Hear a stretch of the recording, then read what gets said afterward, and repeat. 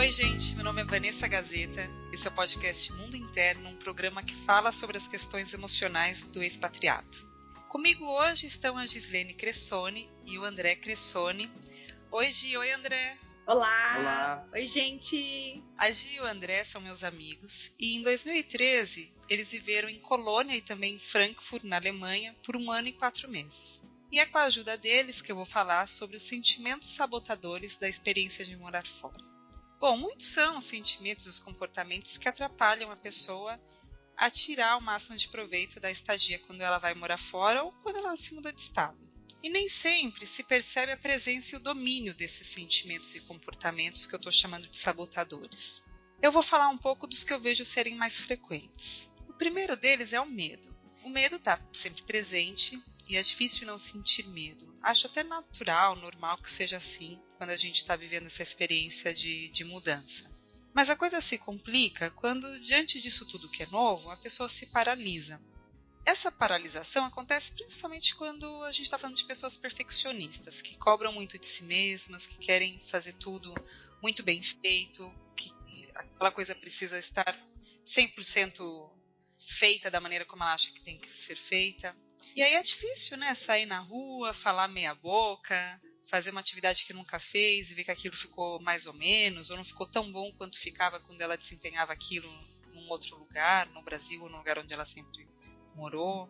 E esse desempenho não 100%, deixa ela muito frustrada. E sentir frustração para essas pessoas mais perfeccionistas é algo horroroso. E diante dessa dor, ela começa a se planejar muito, a se programar muito, e aí ela vai entrando nesse planejamento na esperança de que aquilo fique muito, muito, muito bom, o mais perto possível desse 100%, o mais perto possível dessa perfeição. O que nunca acontece, né? Porque é muito difícil atingir esse nível, principalmente quando você está fazendo isso num lugar novo. E aí ela vai se paralisando, porque ela acredita que ela ainda não está preparada. Então acho que esse é um dos aspectos que eu colocaria mesmo em primeiro lugar. Outro ponto muito frequente é a insegurança, que também é super comum de se sentir inseguro num lugar que você ainda não sabe como funciona. E que, de novo, o problema surge quando essa insegurança faz a pessoa se defender. A pessoa que está na defesa é aquela pessoa que fica reativa, ela fica como já com as pedras na mão, a gente diria vulgarmente. Ela fica menos sociável, já esperando, por exemplo, por uma pancada que ela acredita que vai receber. Muitas vezes, ela realmente passou por alguma experiência negativa num novo lugar. E aí ela carrega um ressentimento que fica vestido aí de uma fantasia de precaução. Ela acredita que é uma precaução, mas é, na verdade, lá no fundinho, um ressentimento que faz com que ela tenha um pouco de dificuldade de fazer outros vínculos, de estar de uma maneira mais aberta com novas pessoas, e aí vai se tornando um círculo vicioso. Como ela está reativa, como ela está na defesa, ela acaba não fazendo amizades interessantes, vai ficando com uma espécie de raiva, um certo pouco apreço pelos nativos. Com isso, não vai conseguindo fazer mais vínculos bons. E aí vai ficando com raiva porque não está fazendo vínculos interessantes. E é difícil disso ter um fim. Como que foi para vocês, Gi e André? Vocês passaram por alguma coisa parecida com esses dois primeiros tópicos que eu falei? Olha, totalmente.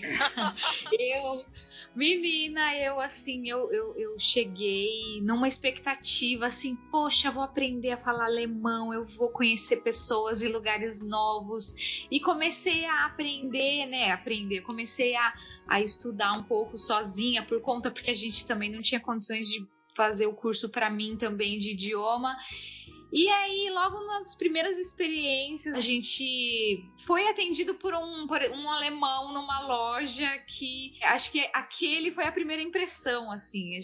Ele não tratou a gente bem, talvez na minha percepção não era bem, porque é aquele jeito do brasileiro, né? Muito diferente do alemão. O alemão, de repente, um pouco mais frio, mais direto, mais objetivo, e para mim não foi muito legal. E aí, nisso, com o tempo, eu fui ficando com raiva mesmo. Tanto que eu sempre digo para as pessoas, eu morro de vontade de voltar para a Alemanha pela Alemanha, não pelos alemães. Porque realmente, assim, tivemos algumas experiências, mas não talvez por conta deles, e sim pela diferença de cultura mesmo. O jeito deles é muito diferente do brasileiro, né? Acho que o André consegue dizer um pouco melhor, assim, que ele achou realmente dos alemães mais do que eu, porque eu criei realmente essa barreira. Esse obstáculo de de me isolar e não querer realmente fazer uma amizade que poderia ter feito melhores amizades. O André, né? já falava pouco de alemão quando foi pra lá. Sim, eu já dominava. Eu falava um pouco, né? Eu conseguia decorar frases assim, mas não conseguia compreender bem o alemão. Eu tinha aprendido mais a gramática, né? E não a conversação. O que eu senti, assim, do geral, né? Vamos dizer assim, depois que você sofre um choque, rever aquele choque, aí depois que eu voltei, o que eu penso dos alemães em geral é que eles, é o que a gente falou, né? Tem esse toque brasileiro nosso e eles são mais difíceis de fazer amizade, né? Eu não tenho um alemão sequer que eu tenho contato, né? Porque simplesmente não teve amizade, né? Não foi feito nenhum laço, né? Eu cheguei a conversar com pessoas na universidade, mas eram sempre assim, conversas de 5 minutos, rápidas, e tem um limite para você se convidar, né? E eu lembro, por exemplo, eu estava na Universidade Goethe, né? E nós tínhamos um grupo de pesquisa lá, de pesquisadores do mundo inteiro. Era toda quinta-feira e logo depois nós íamos para um restaurante, né, italiano. E era assim, umas 20 pessoas, né? 15, né? 20 pessoas. Então fazia 2 mesas gigantes, né? Juntava mesas e fazia 2 grupos, né? Era bem claro, né? A divisão, né? Uma mesa era praticamente só alemães e a outra mesa era praticamente só estrangeiros. Na verdade, uma mesa era só estrangeiros, a outra eram os alemães e tinha um ou 2 estrangeiros que estavam ali há mais tempo. Essa divisão, né? Já te dá certos recados, assim, né? Sim. Isso complicou, inclusive complicou eu ser mais fluente em alemão do que eu poderia ser. Claro. Porque eu não tive tantas oportunidades de conversar em alemão. Como você está entre estrangeiros, você conversa em inglês, né? Eu fico pensando que o tempo também muda muito a qualidade da experiência, né? Não que 1 ano e 4 meses seja pouco, mas eu percebo que, por exemplo, quando você está num lugar, vocês tinham um determinado tempo, né? Vocês sabiam que depois de algum tempo vocês voltariam, não era?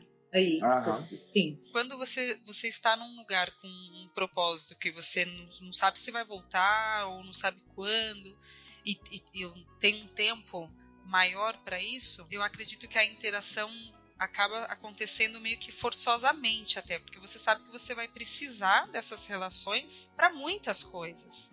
Né? Você não tem um plano B, pensar, danem-se esses chatos, porque eu vou voltar e tudo bem, eu vou me suprir de outras coisas enquanto eu não consigo me relacionar aqui. Isso. É por aí mesmo. E o brasileiro, ele é muito mais assim. Você tá no ônibus, no ponto de ônibus, você conversa com. Nossa, tá demorando ônibus, qualquer coisa, tá chovendo, você conversa com qualquer estranho. E isso também é uma coisa que muito diferente para quando a gente tá num lugar que as pessoas não são assim. Então o alemão é muito reservado, você entra no ônibus, eles quase não olham pra ninguém, um pro outro, assim, que é muito diferente daqui. Então isso desperta sentimentos, assim, da gente querer se isolar, da gente se sentir... Eu lembro o primeiro lugar que a gente ficamos 2 meses, né, no primeiro lugar em Colônia, e aí tinha o Eckel, né, e a gente ficou lá e no final, né, de 2 meses a gente pegou e foi embora. E assim, ele começou a arrumar, a gente tava com as malas prontas para sair da casa, e ele começou a arrumar o quarto que ele alugava para pessoas, né? Uma frieza, e a gente sentiu, né? Pô, a gente morou 2 meses com você. E a gente queria se despedir, dar um abraço, alguma todo coisa. Dia. E assim, a gente não falou isso, né? A gente tava pensando, tipo, a gente achou estranho. Nossa, eu acho que ele não gosta da gente, eu acho que ele ficou bravo com a gente, com alguma coisa. E não, é o alemão, né? Eles são é o jeito dele. É tipo, eu acho que o alemão pensa, não tem nada com você, não tem nem que ser super legal e super carismático. Entendeu? Não tô te tratando mal, tô sendo do cara, tá ótimo. Isso que vocês estão falando se ilustra totalmente as outras considerações que eu queria fazer, que tem muito a ver com isso que o André estava falando, né? A gente acaba recorrendo à comparação para a gente entender algo. Né? A gente não faz pro mal, mas a gente compara algo que a gente está conhecendo agora com algo que a gente já conhece para tentar avaliar aquela nova informação que a gente está recebendo. O problema é que quando a gente faz isso, a gente acaba não conseguindo absorver aquela experiência de uma maneira plena, porque a gente está associando com outra. E, por exemplo, pegando essa, né? O André pensou, caramba, no Brasil só ser educado não basta, é pouco, né? Só ser educado não mostra o afeto que eu tenho por essa pessoa, a gratidão que eu tenho por essa pessoa. Exatamente. Para o alemão, sim. Para o alemão parece que tá tudo bem. Você não tá sendo ingrato e nem parece que você não tá sendo educado.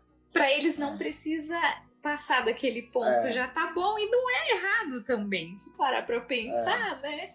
Pra gente que a gente alugou, a gente procurou a República, né? Pra tentar conviver com os alemães, mas não deu certo. Acabamos pegando um apartamento sozinho, você se isola naturalmente, né? Com todos esses fatores e tal. Sim, imagino que deve ter ficado complicado, principalmente para quem fica, né? Porque você tinha de quinta-feira essa reunião, né? Você obrigatoriamente você tinha que conviver, mesmo que escassamente, com seus colegas, né? Para Gi, que imagino que tenha ficado em casa, deve ter sido mais duro ainda. Esse convívio que já era pouco e ficou mais escasso ainda quando vocês foram pro apartamento. Eu queria passear nos parques, tem muitos parques em todas as cidades, bem arborizados. Eu comecei a andar, o André ia na quinta-feira lá, ou então na aula de alemão, eu dava uma passeada. Mas com o tempo, eu acho que essa questão dos objetivos que você até começou a falar um pouco aí, eu tinha os meus objetivos de fazer uma coisa, de procurar alguma atividade e tudo mais, e acabei me acovardando. E aí, com o tempo, eu não saía mais, preferia ficar sozinha em casa. É um impacto muito maior do que se você tá, pelo menos, entendendo um pouco daquilo que se fala, seja na televisão ou nas pessoas falando na rua e você querer comprar alguma coisa no mercado. Nossa, você não falar alemão, tudo bem, o mercado é muito fácil, você entra, pega, passa no caixa e vai embora. Mas e o medo que eu tinha de alguém falar alguma coisa e eu não entender e passar por boba ou qualquer coisa pior, burra, alguma coisa assim, né? E eu não... é aquela coisa de... que eu tava falando do perfeccionismo também, né? Vai que eu não faço algo tão bem assim. Isso, não... Hoje, olhando pra trás, eu penso, poxa, é óbvio que um estrangeiro não vai falar bem. E eles não vão achar o fim do mundo que eu não estou falando corretamente o alemão, que já é uma língua muito difícil, e eles sabem. Hoje eu penso isso, mas na época não. Eu falava, gente, eu vou falar tudo errado. Eles vão dar risada da minha cara, eu vou passar vergonha. Então, assim, é exatamente esse negócio do perfeccionismo. Por que eu precisava falar perfeitamente? Não precisava. Na próxima você já sabe. Tomara. Agora, pensando um pouco, quando você tá amedrontado, inseguro, né? Com tudo isso que vocês estão falando, que não é bolinho, né? A pessoa não tá te entendendo, ou tá te entendendo e tá sendo um pouco hostil. Passando por tudo isso que vocês estavam me contando, é natural que aconteçam outras coisas, né? Uma delas a gente já falou um pouco, que é ficar comparando para tentar entender. E outras duas, que eu acho que acontece também nessa situação, é ficar pensando no que ficou no Brasil ou tentar se apegar a algo conhecido. Então, pensando assim no que ficou no Brasil, é claro que dá saudade, já dá saudade não estar lá por um tempo. E dá mais saudade ainda quando aquilo que você está vivendo tá te deixando angustiado, né? Aí você começa a sentir falta das pessoas, você começa a sentir falta da comida, do clima, e isso a gente já sente mesmo que a experiência esteja sendo muito, muito prazerosa. E não dá, né? Não é também pra gente cortar a relação com a família e com os amigos que ficaram.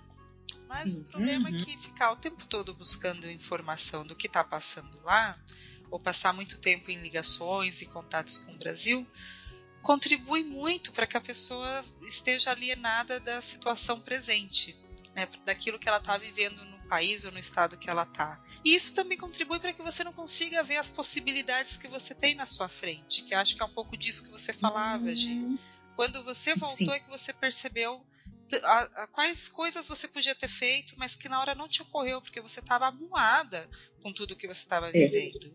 Eu senti assim, na época, né, foi a Copa do Brasil e tudo mais, eleições e tudo mais, então eu me prendi muito nas redes sociais, assim, conversava com os meus amigos, WhatsApp, Facebook, assim, eu conversava mais com essas pessoas que estavam aqui do que lá. Claro. Eu me prendi muito mais à situação que estava passando aqui, seja de Copa, de política e tudo mais, do que o que estava acontecendo lá.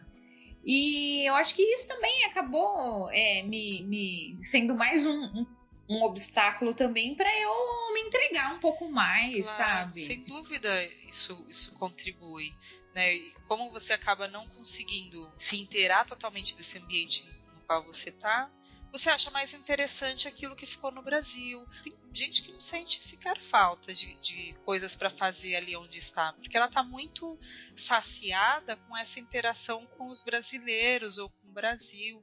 E aí isso pode se tornar um problema, principalmente se a pessoa está tentando estabelecer a moradia ali.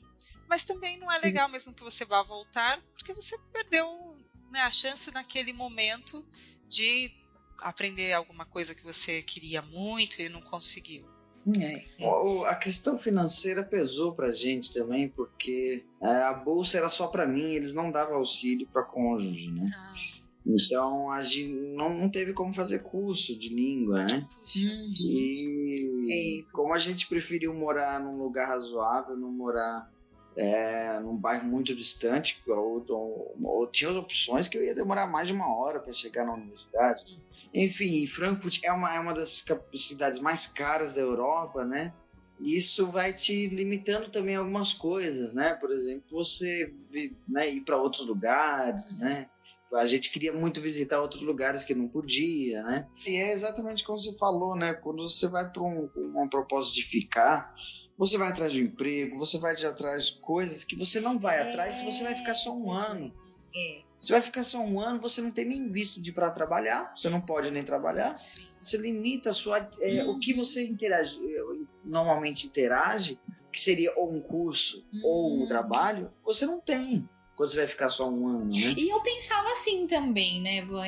Eu vou voltar. Por que eu vou ficar aprendendo uma língua que eu não vou usar nunca mais, uma língua difícil? Aí já criei uma birra por causa, né, do que eu já te contei, desses problemas de me sentir um pouco não tão à vontade com o alemão, né? O alemão, a pessoa, o estrangeiro.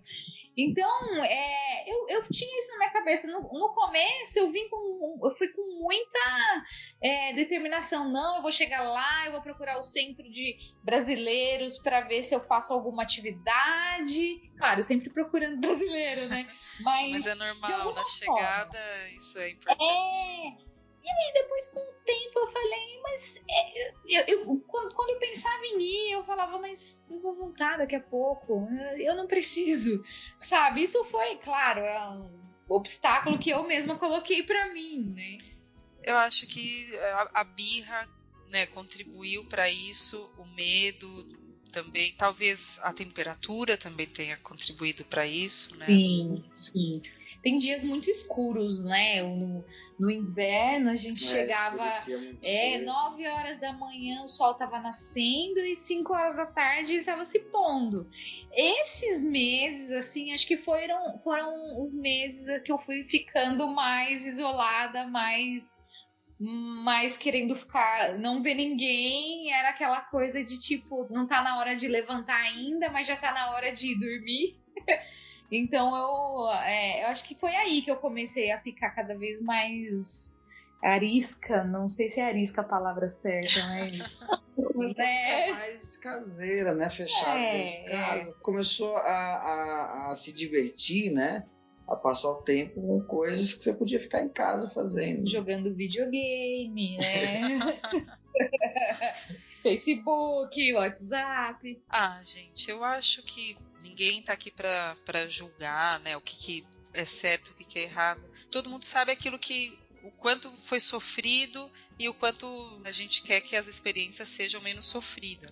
Não acho que nenhuma mudança pode não ser sofrida, né? Existe um grau de sofrimento inerente a toda mudança. Mas eu acho que teve uma série de coisas legais, né, que você tirou da sua experiência e é óbvio que quando a gente já tomou decisão, quando a gente decide, quando a gente tem que dar um jeito para a situação, porque a gente sempre tem que dar um jeito, né? Se vai ser bom ou ruim, a gente só vê depois, mas na hora é o que a gente consegue fazer. Com as ferramentas que você tinha, foi o que você fez e era o que dava para você fazer naquela hora. Mas isso não quer dizer que você também não possa viver uma série de outras coisas com as experiências que você teve, né? Com os aprendizados que você teve lá. É verdade. O que a gente pode fazer para lidar com tudo isso que acontece, né? Com todas essas dificuldades que a gente estava falando? Eu acho que você já citou agora há pouco, uma das mais importantes é se conscientizar, né? Lembrar do porquê que você está ali, o que é que você queria mesmo fazer ali, rever seu plano, rever seu projeto. Acho que toda vez que você começa a ficar meio solto, ou já está dentro de uma rotina, porque a rotina também é perigosa, né? Ela é muito necessária. A gente precisa de rotina para baixar a ansiedade, mas quando ela se estabiliza, a gente também às vezes põe no automático e vai.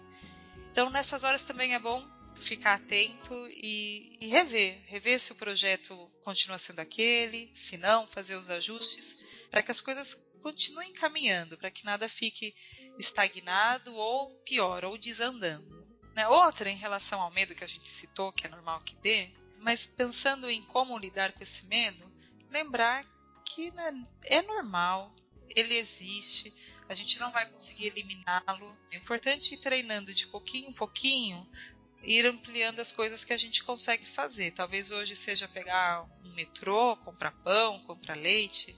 Amanhã vai ser num lugar um pouco mais longe ou diferente. Depois de amanhã vai ser ir numa cidade vizinha. E gradativamente a gente vai aumentando o risco que a gente consegue correr. Outra coisa que eu também acho importante para ajudar a lidar com essas dificuldades é tentar recobrar, tentar relembrar das próprias capacidades de improvisar. Quando a gente vai relembrando, lembra daquelas coisas que você já fez, não necessariamente nesse mesmo lugar, mas na sua história de vida, coisas que você já improvisou, coisas que você já resolveu, e talvez com isso você vá podendo confiar um pouco mais na própria maneira de lidar com as coisas, de sair das situações complicadas. O que eu diria, assim, do que para a pessoa lidar com a situação é ter uma certa iniciativa, ter capacidade de iniciativa, mais do que a pessoa tem aqui no Brasil, entendeu? Porque lá a sua capacidade de iniciativa vai ser cortada por menos da metade, por diversos fatores.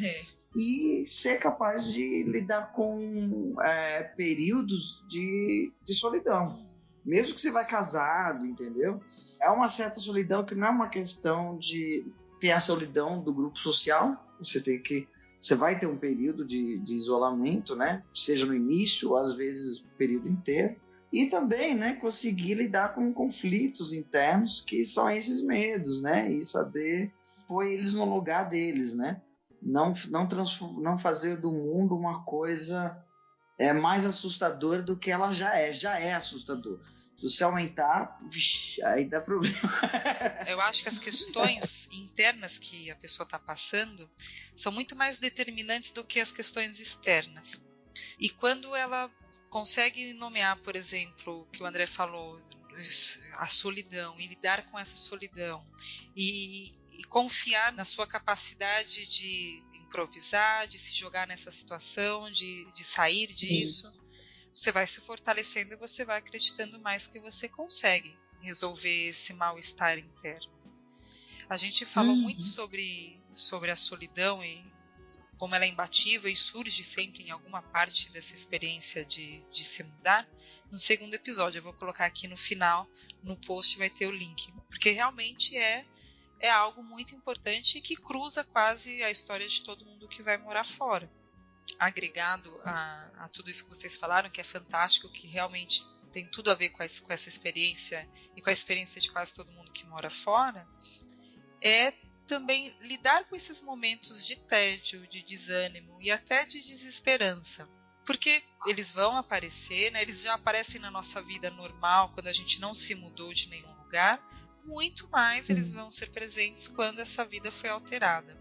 Nessa hora de crise, porque é uma crise, né? Não deixa de ser uma crise quando você está passando por isso. Nessa hora de crise, você repensa a sua experiência, né? E, inclusive, você pensa em voltar, e não tem nenhum problema de pensar em voltar. Muitas vezes é o caso de voltar, mas na maioria das vezes não é o caso. Voltar é só um pensamento para tentar sair um pouco daquela angústia que a pessoa está sentindo. Quando você vê que não é o caso de voltar, que aquilo era só uma fantasia para se sentir num lugar seguro, essa crise faz com que a pessoa perceba que ainda é só o risco de ter pensado vou voltar e falar não quero voltar, faz com que ela pense de novo nas coisas que ela não está fazendo e queria fazer, faz com que ela pense o que poderia transformar essa vivência mais satisfatória, os objetivos.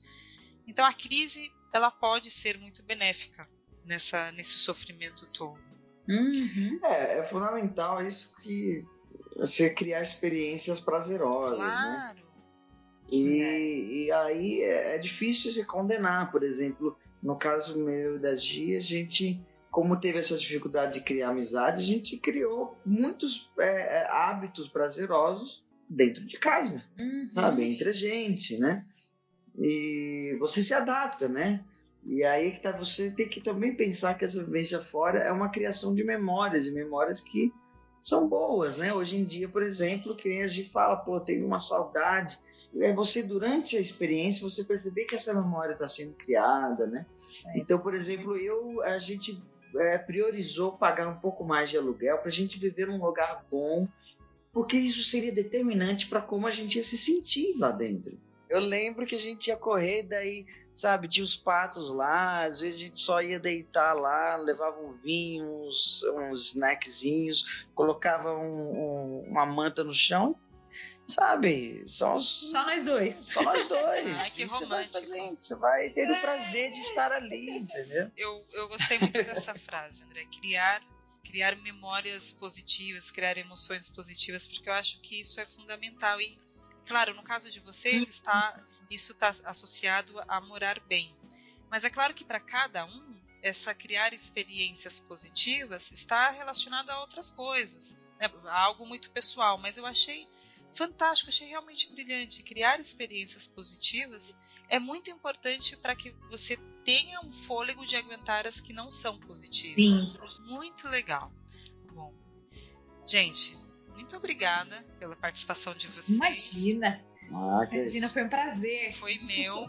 Contribuições fantásticas. Um beijo grande. Ai, um beijo, Van. Saudade. Tchau, gente. Tchau. Bom, por hoje é isso, pessoal. Espero que tenham gostado. Quem quiser saber mais sobre esses temas relacionados à vida emocional do expatriado, entre no site mundointerno.com. Lá eu escrevo muita coisa. E deixem aqui os comentários o que vocês acharam do programa, sugestões para os futuros. A gente sempre lê tudo. E vocês já sabem, o Onden está com uma campanha de financiamento coletivo na plataforma Apoia-se. O link para quem quiser está aqui embaixo no post. Tem brindes super legais para quem quiser contribuir, então deem uma olhadinha lá. Mas quem quiser ajudar, também pode ir na lojinha do Facebook do Onden. O link também está aqui, tudo que tem lá é super estiloso e ainda ajuda a gente a manter o programa existindo. Bom, fico por aqui, um beijo grande e fiquem bem.